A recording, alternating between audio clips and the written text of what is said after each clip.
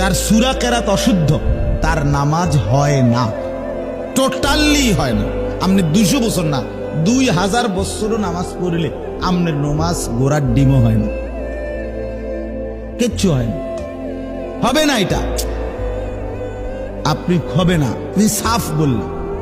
আপনি জিজ্ঞাসা করেন আরো হুজুর বলেন, এই আপনাদের এই চাচারা যে কয়জন আছেন, আপনাদের যাদের দোয়া কালাম অশুদ্ধ, আত্তাহিয়াতু শুদ্ধ হয় নাই, শব্দটা হলো আত্তাহিয়াতু, আপনি কোন আত্তাহিয়াতু, আত্তাহিয়াতু কি শব্দ হলো সুবহানাল্লাহ, সুবহানা রাব্বিয়াল আযীম।